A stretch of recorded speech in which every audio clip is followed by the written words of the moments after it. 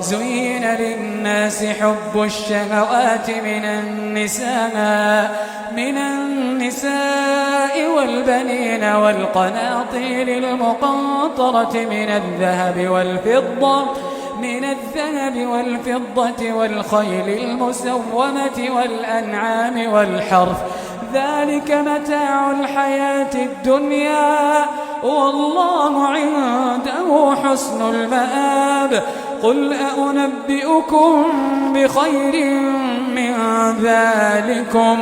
للذين اتقوا عند ربهم جنات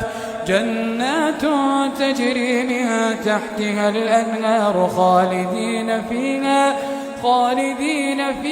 وأزواج مطهرة ورضوان من الله والله بصير بالعباد.